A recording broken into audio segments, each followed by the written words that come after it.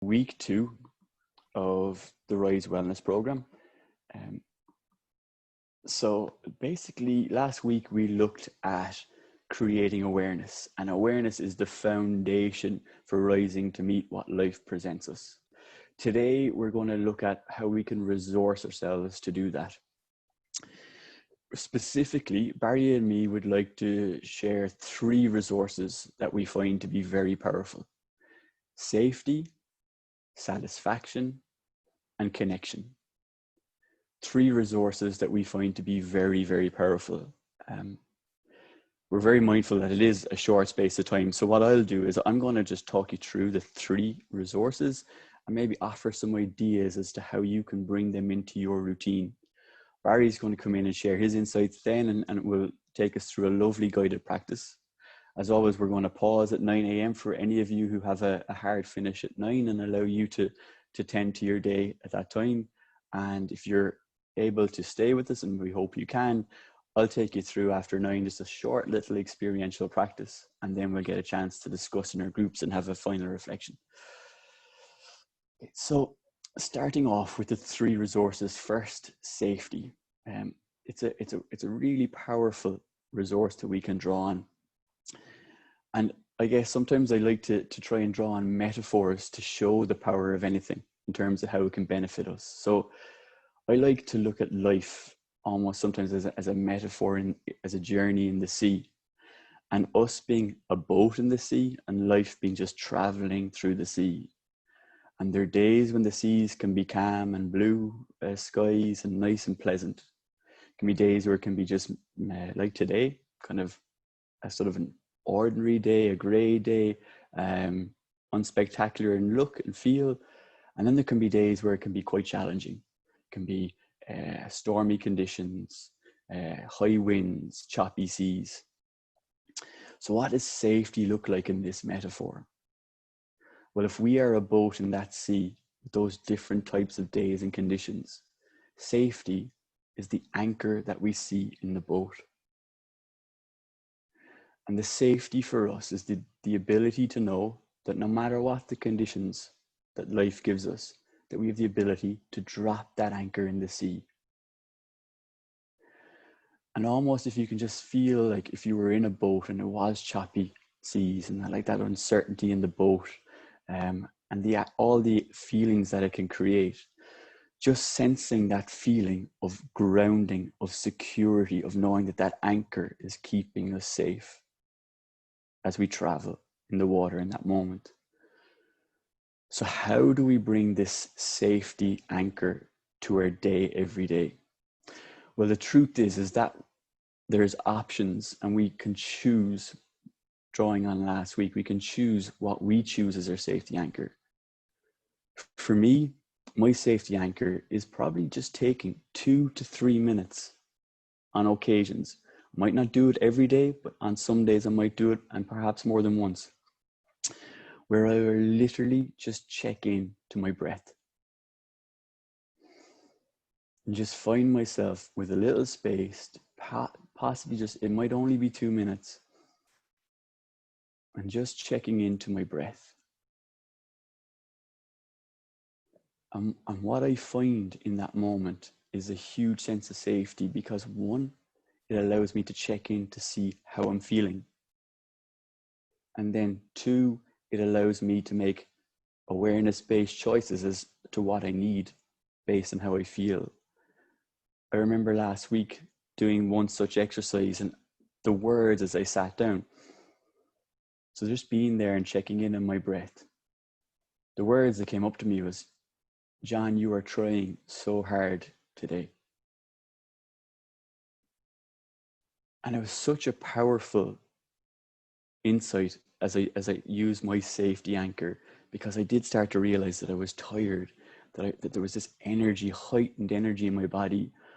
And so because of this ability to check in and anchor myself, I found myself being able to take care of myself for the rest of the day. So that's my safety anchor. But for you, it might be something different. I know that for Barry, it's about checking in and finding that seeing something in nature can be a catalyst for him often to kind of to check back. and use that as his safety anchor. And so for others, it can be perhaps a piece of jewelry, it can be a watch, something on your person. So my invitation to you to explore and reflect during the session and the week ahead is to think, what can be your safety anchor day to day that you can use to ground yourself, that you can use to check in and create that sense of safety and security. So that's our first resource. Our second resource that we wanted to share is satisfaction. So we as human beings are negatively biased. So what does that mean? Each day, we tend to have more negative thoughts than we do positive. Now, why is that the case?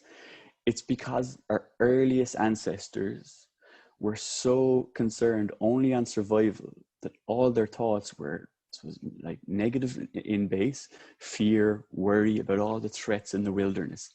And they needed those thoughts to keep them safe, to keep them alive. And all we are is evolutions of our earliest ancestors. And we've carried that negative bias with us. So to come back to the second resource of satisfaction, it is a challenge to tap into this resource, because with that negative bias in mind, quite often we can be more focused on what we're dissatisfied with, what we don't have, rather than taking time to check in for the reasons to be satisfied in our day, in our life. And it's a powerful resource because for me, it does two things. It can help create a lovely sense of perspective on any given day to be able to check in to this resource of satisfaction. And secondly, it does allow us this wonderful sense of appreciation for the things that are happening in our lives. So for me, in terms of how we can try and develop this resource of satisfaction, the one tool that I want to offer is a regular practice of gratitude. It might be at the start of your day, it might be at the end of your day, or you might find best to do it throughout the day. But perhaps just taking moments to find and check in the reasons to be grateful. I'm obviously, like a lot of you, working from home, and in the good weather, I try and go out to the back, my small garden out the back, as often as I can. And what I've helpfully noticed, and for a long time, I've been here 2 years, not noticed at all, is that there's this wonderfully big apple tree in my neighbor's garden just to the left of ours. It's in full bloom at the moment, full of beautiful apples. I've discovered that it's a sanctuary for birds, and that there's wonderful song pretty much every time I go out there. I can't describe to you how often I never saw that tree or never heard those birds. I can't describe to you how often I've been more transfixed with the Dalmatian next door, who can quite often be barking and kind of drowning out any type of noise. Again, that negative bias. But it's that if we can develop that resource of satisfaction, we can see actually that there's many reasons to be satisfied during the day. So my invitation to you to develop that resource as we go out throughout this week is perhaps take time to start, at the end, or during the day to note 3 reasons perhaps of why you're grateful for what's gone on or going on in that day. And that's the second resource.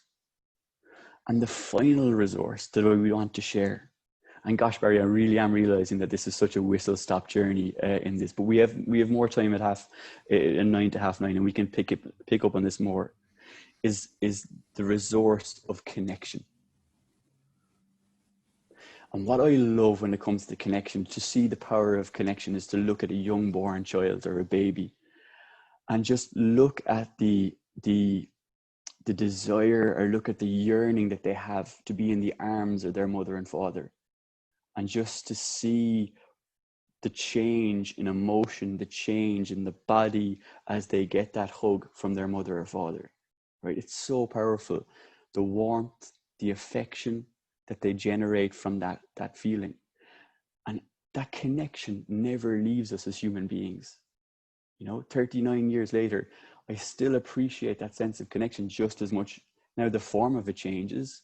It doesn't necessarily need to be that hug, but just connecting with loved ones is hugely powerful in how it gives us a sense of warmth and a sense of affection.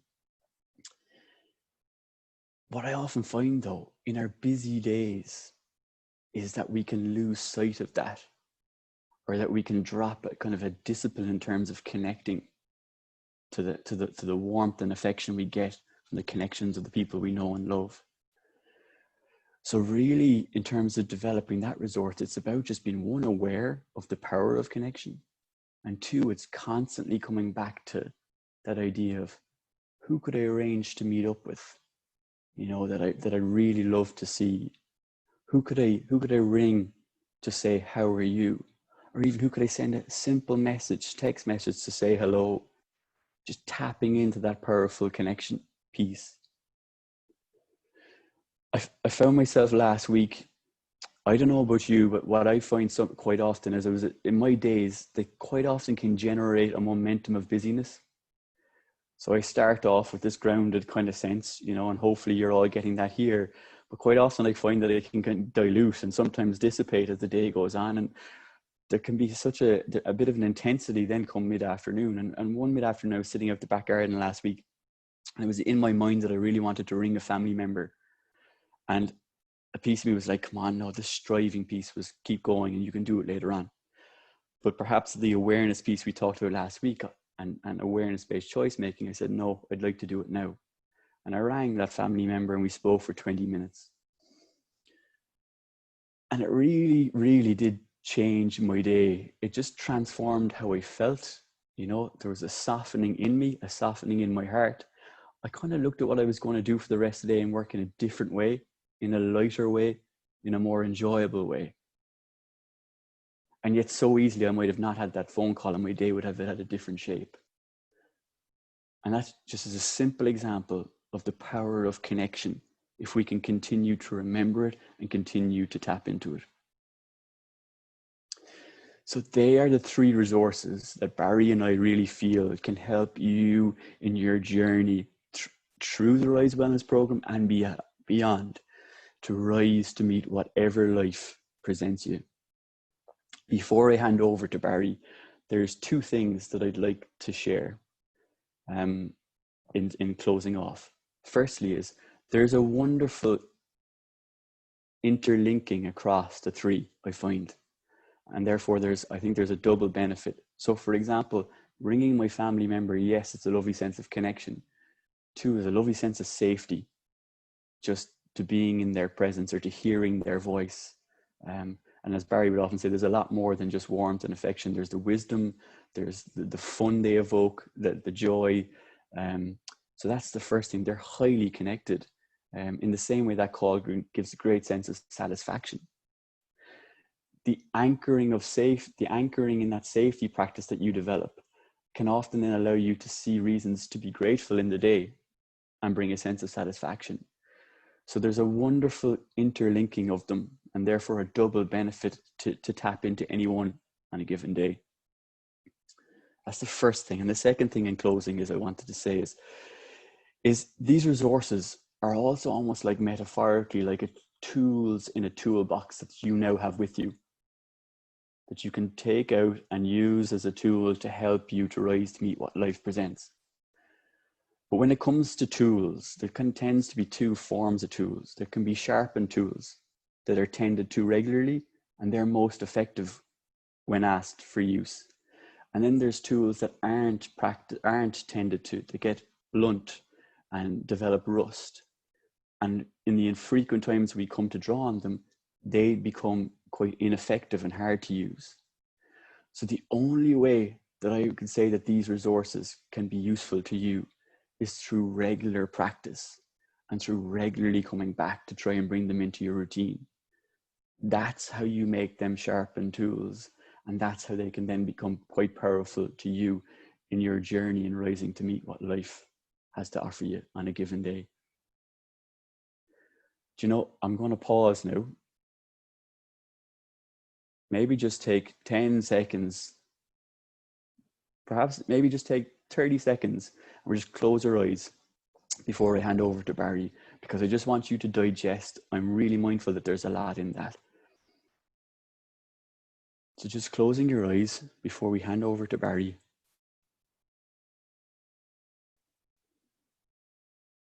And acknowledging you now have 3 wonderful resources.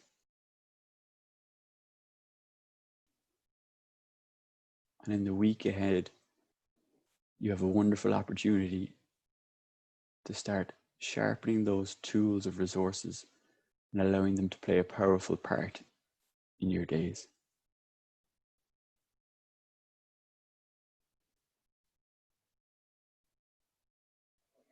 I invite you, if you have done so, to gently open your eyes. And Barry, I'll hand over the floor to you. Thanks, John. Come in as well as I'm speaking if something resonates with you. Or if you, Thank you. I think you did a really brilliant job in covering so much in that short space of time. It's like really clear.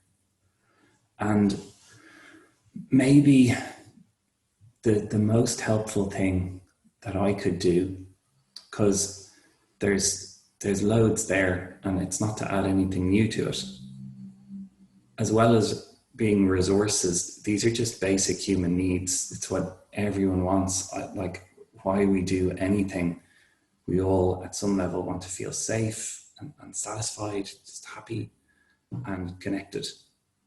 So it's really nice just to know that. and maybe linking it to what we talked about last week. So if maybe you have begun to notice, if you're practicing a little bit of mindfulness, you might notice that automatic pilot mode we talked about, where you're sort of driving the car and it's happening by itself, and then the mind just does these. This is what everyone is the same. We think about the future, we think about the past, anticipating problems, and so that being the default mode, it sort of, for me at least, it doesn't make me feel safe, because I'm thinking about what might go wrong, what I need to do, it's not enough right now. It sort of takes me out of the present moment, and it sort of, I feel disconnected and I feel unsafe and a bit anxious. So just noticing that is really useful, and obviously not satisfied either, because it's usually my mind will wander to what I want or what I don't have. Maybe before we do a little really simple practice, just a story that just from my own life that is real. And it was, like John was saying there, all of the safety, satisfaction, connection, they're all there. And what I love is that we don't have to wildly alter our lives and start, a clean slate. Sometimes the most subtle change in approach can make a gigantic difference. So I had this experience when I used to work in the office in town, and I was the most busy, wound up, like many of us, rushing to the next moment, always kind of planning for what's ahead. And I was meeting my sister. She's also my best friend. I love my sister. And I was meeting her in Merrion Square, and we were going for this walk around the park. And I used to always go for this walk in the park, and she just said to me, like, why are you running? And I realized that even though I was there with my sister and I was in this lovely park on a nice day, my mind was racing ahead to what I have to do next. And it was quite contracted and rushing and anxious.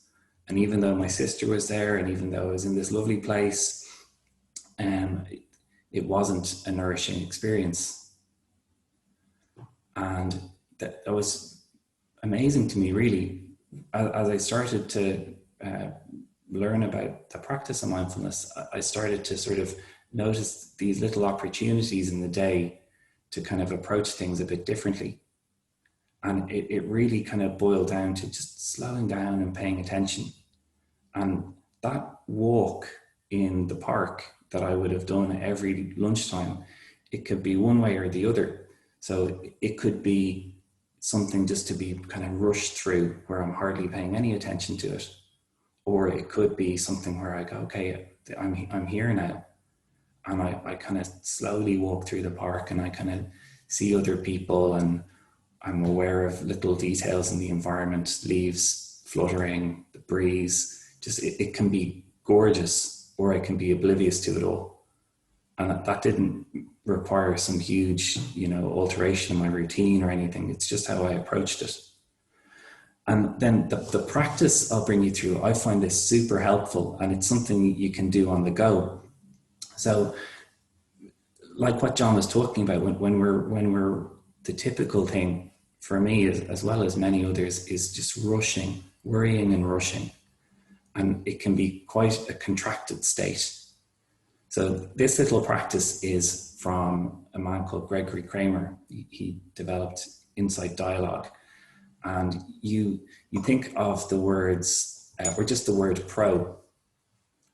So we'll do it together. And I'll ring a little bell as well. And we'll give you a kind of, a copy of it if you want to try it.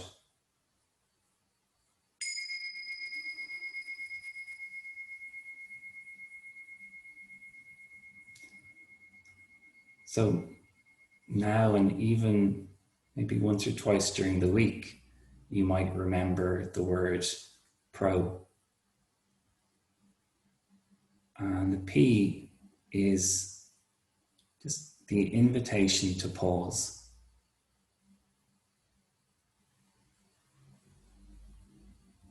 So normally we're rushing through life. It's like we're in a car that's going really quickly and the scenery is flying by. And then sometimes we can just pause. Maybe that we stop the car and we get out and we can notice what's here.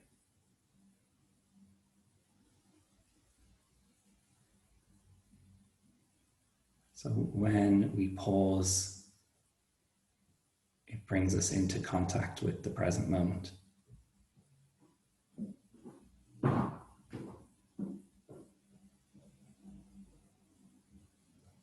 And we notice the sounds that are here, and we notice how we are feeling.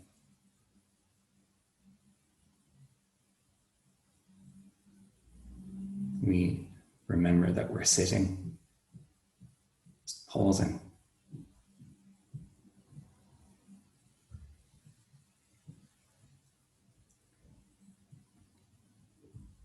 And then the or is the invitation to relax.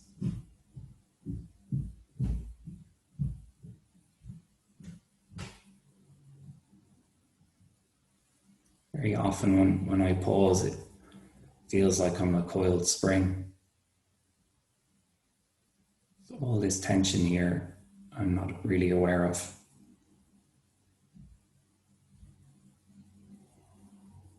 So that there might be the opportunity or the possibility of softening a little.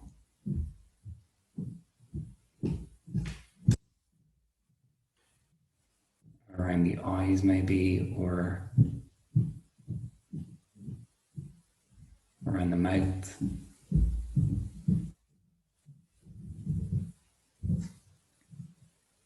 And maybe even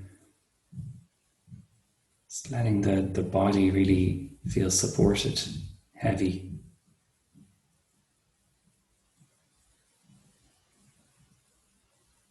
And no rush and no need to force.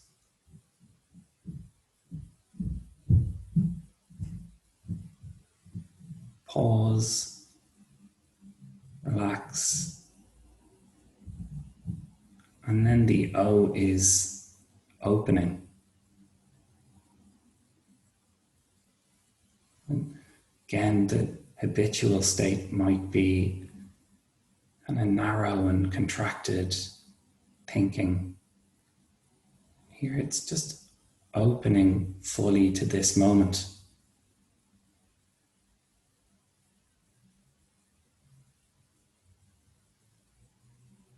all the different sounds that are coming and going.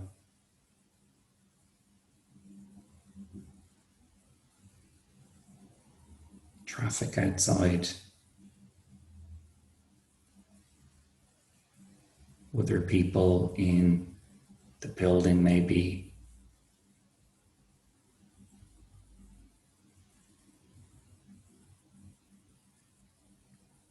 Opening to how the body is.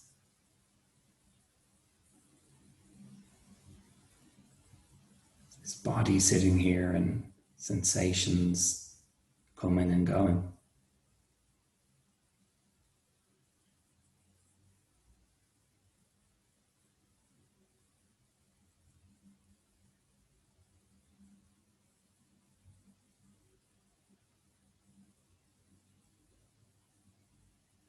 Opening to the breath.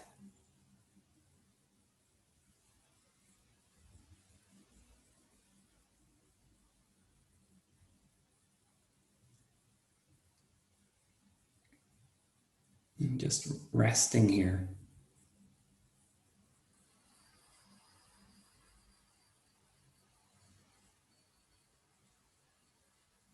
Allowing.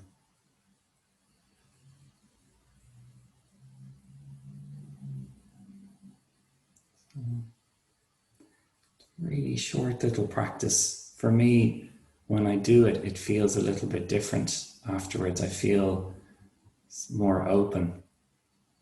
If I do that practice and I take a sip of my cup of coffee, I taste it.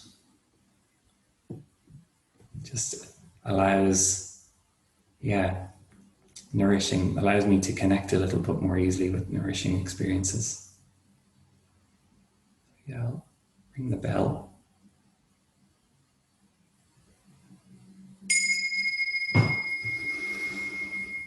Could stretch a little or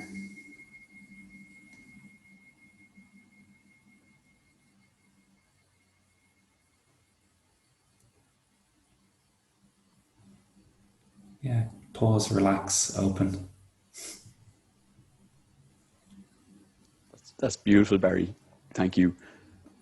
I'm not sure what came up for other people, but for me, when you got to open, I was like, again, that word gratitude came up, and I guess gratitude to be here with you all and have the opportunity to spend the morning with you is fantastic, and I appreciate it greatly. I also appreciate that some of you now have to leave.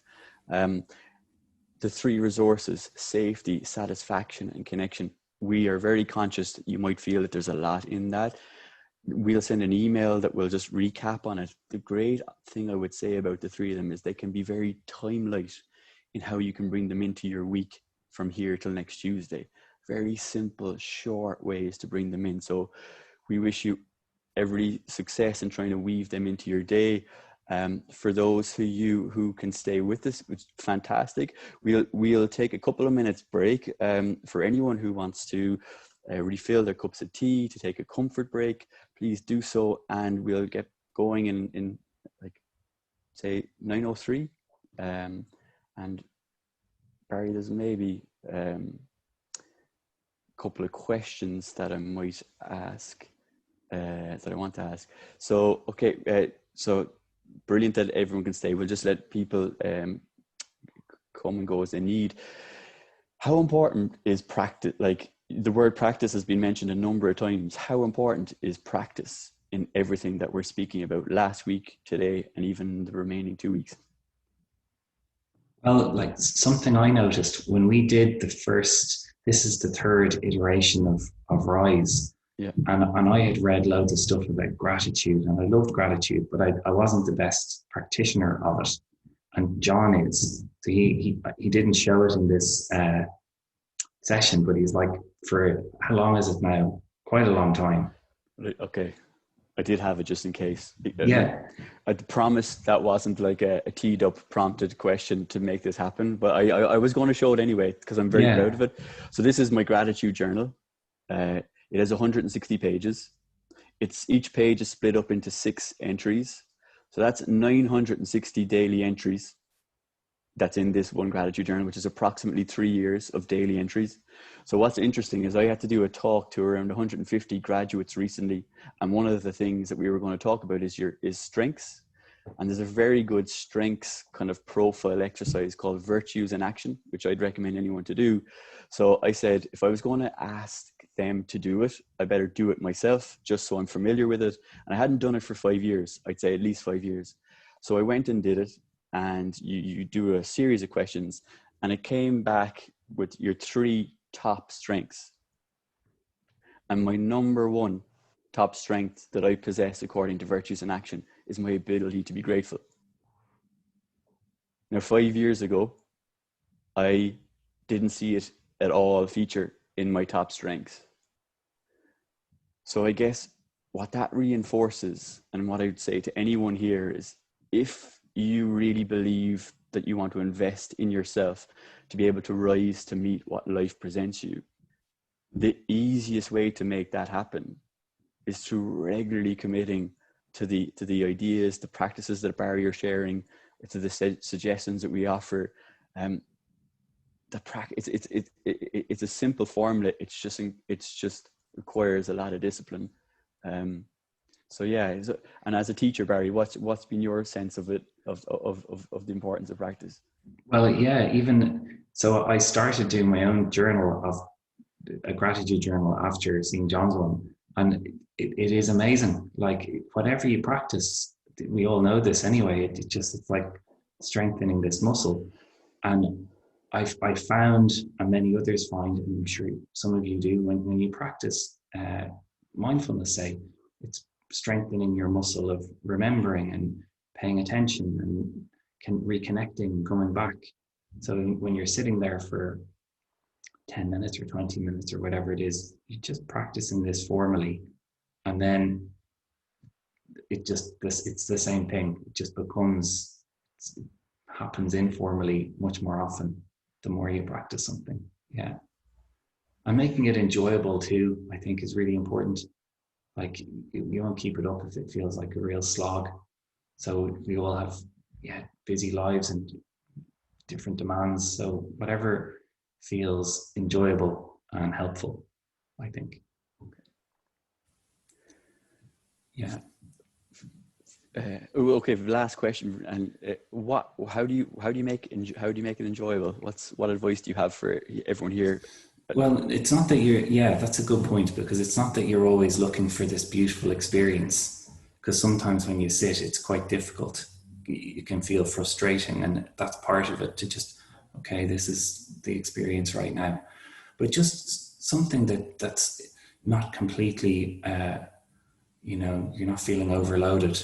Have you heard of that Kaizen, wise change in Japan, where they like make tiny little incremental improvements? My wife tried it she wanted to do push-ups, and she always hated them. But then she started going, okay, well, I'll wake up in the morning and I'll just do one. So she'd wake up, and you can't back out of just doing one push-up. It's not painful. It's not a chore. So just do one, and that becomes the habit. And then, oh yeah, like I can do two. And it's much easier for me especially as well, when you sort of like gradually build it up a little bit that way, rather than going, right, I'm going to get up and kill myself now for the next week. It's just this gradual thing. Yeah. It's kind of, and it sticks, I think, you've got all these range of practices, and long ones and short ones and formal ones and informal ones. And it's just something, whatever it is, whatever resonates with you, that might be the thing that I'll like start integrating a little bit, and then slowly build on it. And then I think it's much more likely to last. I love that concept. Yeah. Lovely. We might start a little mini push-up challenge between ourselves as well, separately. Yeah. I like the idea of starting with one. Okay, we will kick into the second half of the session. So what we're going to do is, I'd like to invite you to join me in a short practice that I found incredibly beneficial since March. That'll take us up to around 9:15, and then we'll have a chance to go into our smaller groups, and we'll finish with a few minutes of group reflection. So in March, as soon as lockdown came, I'm based here in Dublin. However, for lockdown, I chose to go home and spend the 3 months with my mother and father down in Wicklow Town, which was in terms of connection, it was absolutely amazing. And I'm so grateful that I had that 3 months.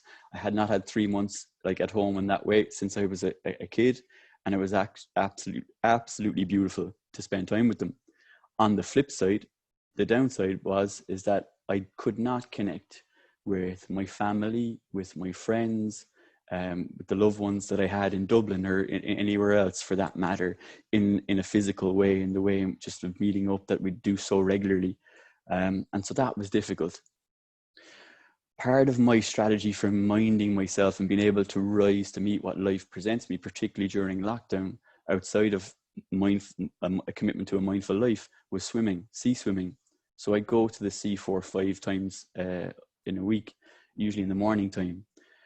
And one of the things that I started to do while I was in the sea was very powerful in terms of connection. I'd lie back in the sea. I'd literally lie back. And I just called to mind someone, you know, again, who I probably wasn't able to see in the normal way. And I just offered them good intentions, good wishes and kindness. So I'd literally be lying back down the little beach by the pier in Wicklow Town. And I'd call to mind someone and I'd say phrases such as, may you be safe, may you be peaceful, may you be healthy, and may you live with ease.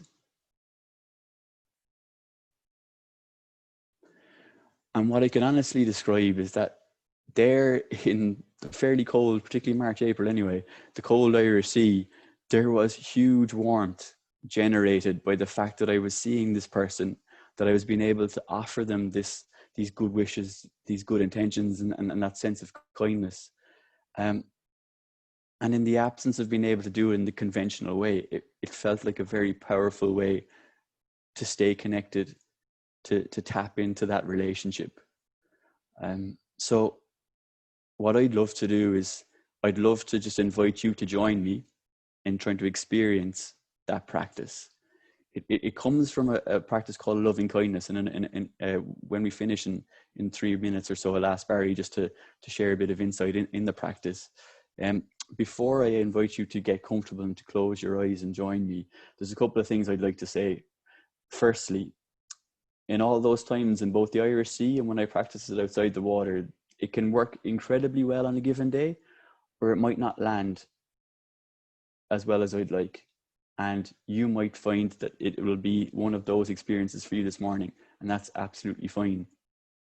The second thing is to say is, I'm drawing on those phrases because I've heard them in a loving kindness practice. They might not be the phrases that sit well for you in terms of the good wishes or the kindness that you'd like to offer the person that you're going to bring to mind. So please feel free to choose phrases of your own if it's more helpful that you would like to offer them instead. So they're just a couple of things that I wanted to share to try and to allow this practice to be what it can be for yourself. So now, may I invite you just to get comfortable in your seat in whatever way that you can and need to do for yourself. So just finding a relaxed, upright posture, checking in to your breath,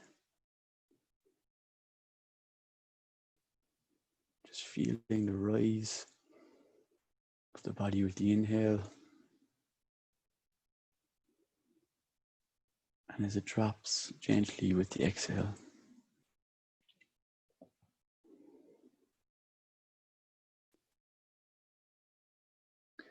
And now I invite you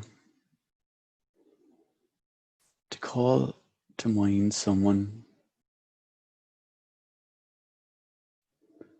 who's been good to you.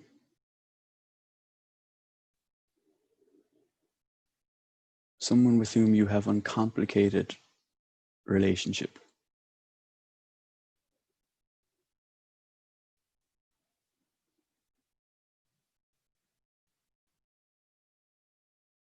And just see them in front of you.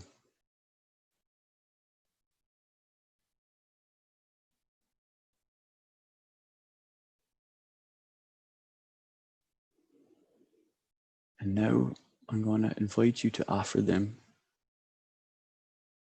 kindness, good wishes, using phrases that work for you, or perhaps repeating the phrases after me.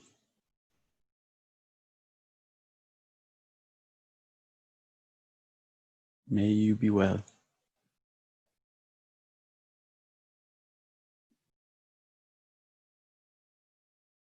May you be peaceful.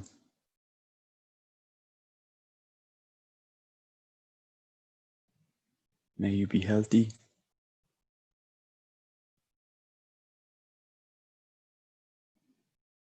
And may you live with ease.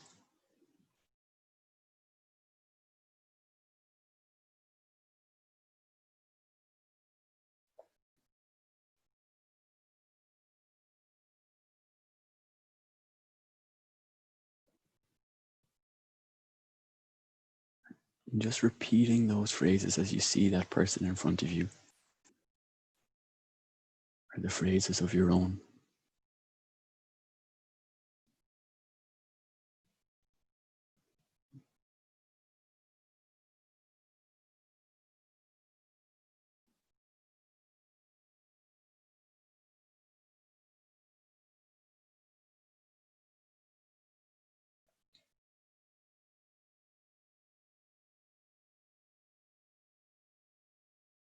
May you be well.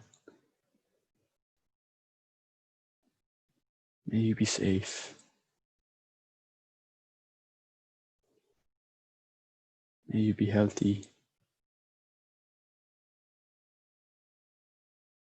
And may you live with ease.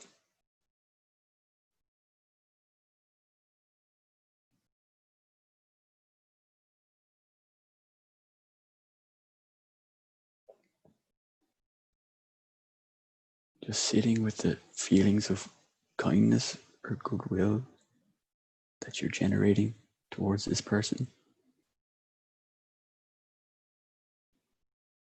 Or equally sitting with any other feelings or emotions that the practice is bringing.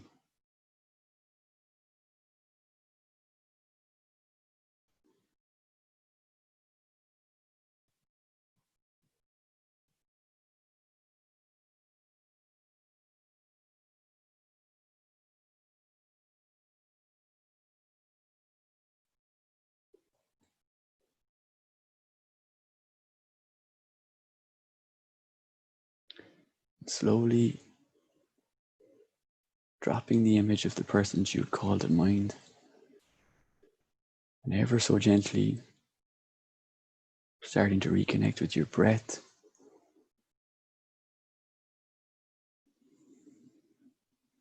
with your body, introducing gentle movement maybe into your fingers, your toes,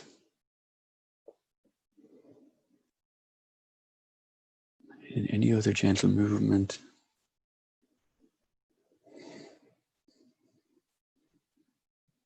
And when you're comfortable to do so, just to open your eyes.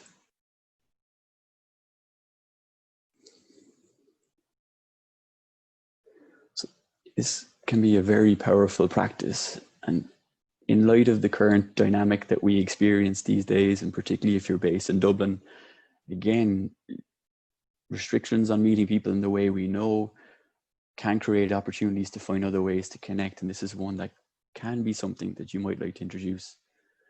Very, very, very briefly, that I guess in some way follows a loving kindness practice that people might know from mindfulness and meditation.